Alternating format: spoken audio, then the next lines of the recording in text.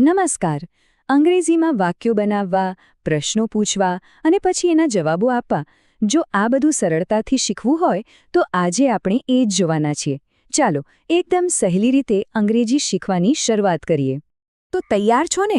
ચાલો ત્યારે સીધા મુદ્દા પર આવીએ. સૌથી પહેલાં આપણે એવા શબ્દો પર ધ્યાન આપીશું જેનો ઉપયોગ આપણી ગ્રુપમાં એટલે કે એક કરતાં વધુ લોકો માટે વાત કરતી વખતે કરીએ છીએ. આપણી શરૂઆત થશે વીથી. હવે વીનો ઉપયોગ ક્યારે થાય? જ્યારે વાત કરનાર વ્યક્તિ પોતે પણ એ સમૂહનો ભાગ હોય, એટલે કે આપણે અથવા અમે કહેવું હોય ત્યારે.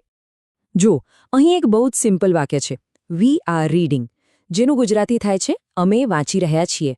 એકદમ સીધું અને સરળ. હવે ખરી મજા આવશે. આ સાદા વાક્યને પ્રશ્નમાં ફેરવવું છે. અરે એ તો સાવ સહેલું છે.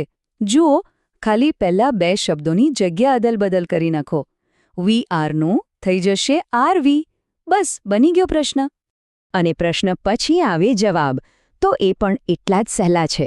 જો જવાબ હામાં હોય તો કહેવાનું યસ વી આર, અને જો ના કહેવું હોય તો નો વી આર નોટ. સિમ્પલ છે ને? સરસ. હવે આગળ વધીએ યુ તરફ. અહીંયા એ યાદ રાખવાનું છે કે આપણે યુનો ઉપયોગ એક કરતાં વધુ વ્યક્તિઓ એટલે કે સામેવાળા આખા ગ્રુપ માટે કરી રહ્યા છીએ. અને નિયમ તો એ જ રહેશે. ચાલો એક ઉદાહરણ જોઈએ. યુ આર સિંગિંગ એનો મતલબ થાય તમે ગાઈ રહ્યા છો. તો હવે આનો પ્રશ્ન કેવી રીતે બનાવશું? બિલકુલ આપણી એ જ જૂની ટ્રેક, શબ્દોની અદલાબદલી. યુ આર બની જશે આર યુ. એટલે પ્રશ્ન થયો આર યુ સિંગિંગ? પણ હા, અહીંયા જવાબમાં એક નાનકડો ફેરફાર છે. ધ્યાનથી જોજો. જ્યારે કોઈ સામેવાળા ગ્રુપને પૂછે કે આર યુ સિંગિંગ, ત્યારે એ ગ્રુપ જવાબ શું આપશે? એ લોકો કહેશે હા, અમે ગાઈ રહ્યા છીએ. એટલે કે જવાબમાં યુ નહીં પણ વીનો ઉપયોગ થશે.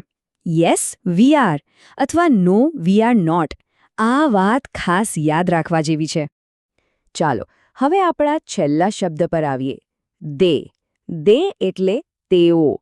મતલબ કે એવું ગ્રુપ જેમાં ના તો આપણે પોતે છીએ, ના તો સામેવાળી વ્યક્તિ છે, કોઈક ત્રીજું જ ગ્રુપ છે. દાખલા તરીકે આપણે કહીએ દે આર પ્લેઇંગ, જેનો સીધો અર્થ છે તેઓ રમી રહ્યા છે. હવે તો બધાને ખ્યાલ આવી જ ગયો હશે, બરાબર?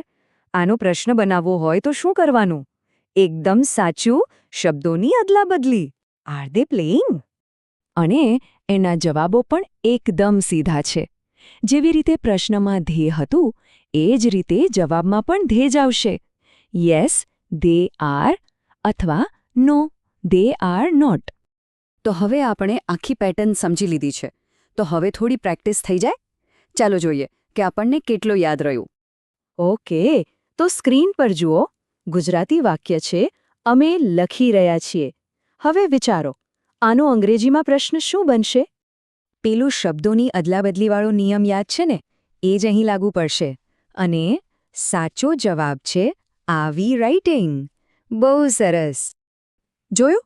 આ એક નાનકડી પણ બહુ જ કામની ટ્રીક છે.